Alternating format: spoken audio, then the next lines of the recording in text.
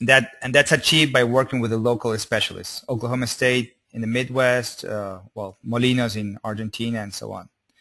Because basically you have to see how this reflects, or how effective or how closely these methods resemble reality. And we'll see how we did in these experiences.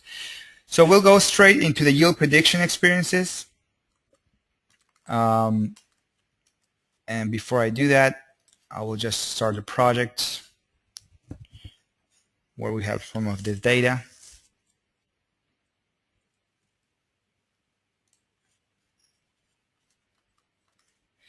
So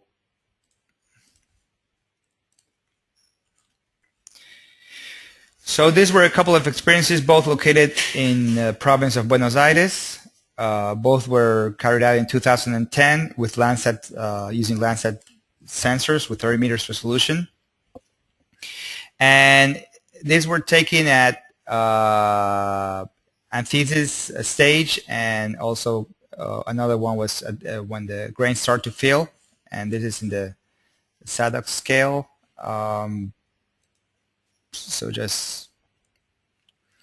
So here you see in the bottom the SADC scale, and that's a good way to measure growth stage. Here's a more detailed model,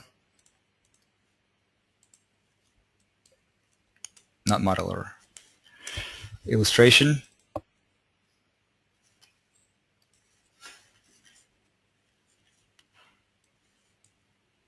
So basically, one image was taken at the flowering stage, and that's in the C60, C65, the SADC scale, and the other one was later Z6871. So this was around 40 days, 45 days prior to harvest, and the other one 30 days prior to harvest. So basically, the first step was to get NDVI imagery for those fields at that stage, which is what we're seeing in screen now.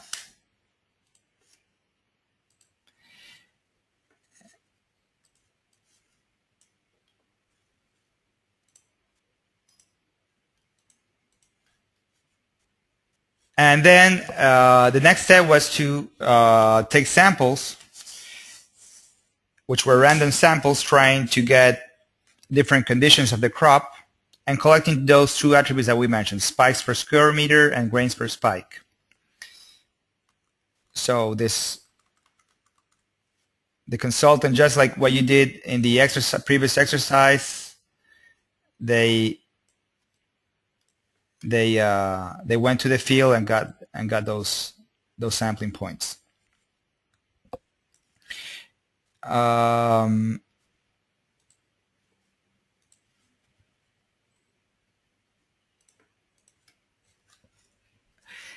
The next step was to establish a relationship between those values, those attributes, and the NDVI values.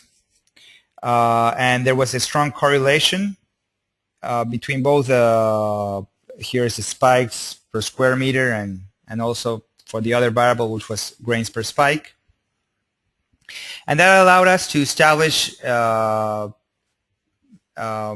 first to be able to extrapolate those values for the whole field, and then in each part of the field, estimate a yield as a formula: grains per spike times spikes per meter times the weight of the grain. So we were able to extrapolate a projected yield map. And in this case, that was a pretty close estimation. We have on the left the projected, which was 3.35 tons per hectare, and the actual harvest with yield monitors at 3.2 tons per hectare, which has a difference of around 5%. And these were the actual results that we got for both farms. One is 45 days before, and the other is 30 days before. 45 days before, we have very significant differences, and the reason was that there were very scarce rains after antithesis, And this also affected, we could see that this affected more the higher areas and areas with soil limiting factors, such as areas with saline content. So you could also see how within the map there were areas that were closer to the estimate and areas that were farther away, and this was related that they had more stress from their condition in that site.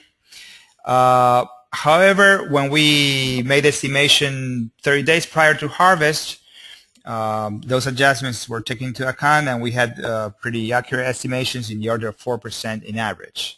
So those were the results for the first year. We were able to build some of the curves, the local curves, to relate NDVI and those two variables, and we were able to estimate with a fairly good accuracy 30 days prior to harvest.